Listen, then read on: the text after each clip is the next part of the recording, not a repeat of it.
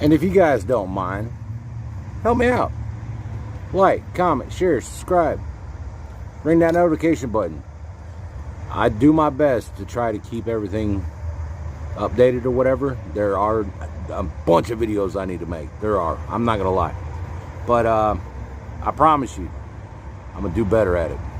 On the simple fact that I haven't done one in a while, an update on this Civic, after a couple months of owning it, I love it. Yeah, it uses a little bit of oil. Could use some tires. I did get the shifter bushing, linkage bushing put in. Got a new exhaust put in. And it sounds pretty good. We took the baffle out, as you can see. Working on building a new one. We did get 3 layers of 3/4 inch plywood glued together. We're using maple hardwood. Got the doors playing. As if you follow me on TikTok, you should know by now that the doors are playing. We are working on some fine-tuning adjustments on that. Getting a DSP and also later on down the road a bigger 4-channel amp that will, what we believe, do what we want it to do. Alright, so most of y'all know that I put a new exhaust on the Honda this weekend, okay? It was all shiny stainless steel. Now it's kind of turning colors because it gets hot. All that and the other. Now, that piece goes down to, you know, that piece, and then that piece goes back to that piece, and, you know, so on and so forth. So, as I'm walking around, you know, this install on this $175 exhaust system went really well. Now, yes, that is close to the ground.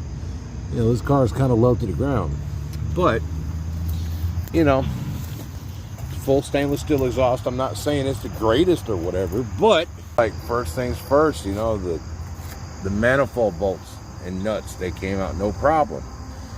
Now, even a surprise for me, the O2 sensor, I took off with a fucking thumb wrench, an adjustable wrench, by God, came right out no problem.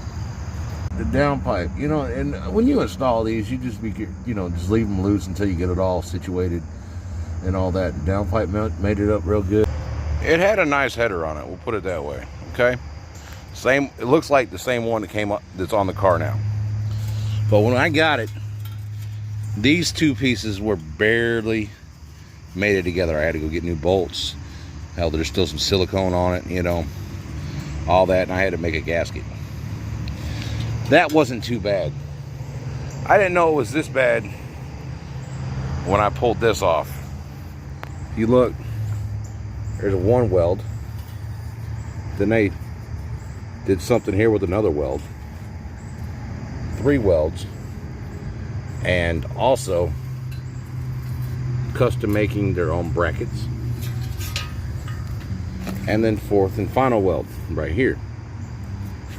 Like, if there is anything that can be described, that this can be described as, my friend can do it cheaper. Now, the muffler looks to be a stock muffler, but it's blown out right there. So I was getting a bunch of back feed up under the car, which you really don't want because you get fumes and whatnot, and it gives you a headache.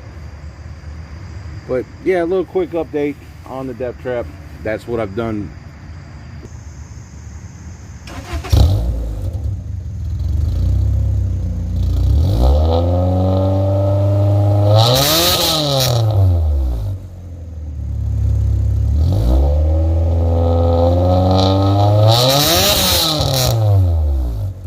Which I will say, as far as the sound, I've had it on there, you know, a couple days or whatever. I've driven the car around a little bit, and if you drive it moderately, it doesn't sound half bad. But in between 2,000 and 4,000 RPMs, maybe even 5, it gets a little raspy.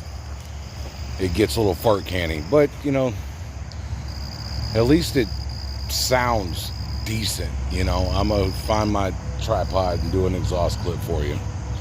But all in all, Steven Robinson hooked me up with the exhaust system.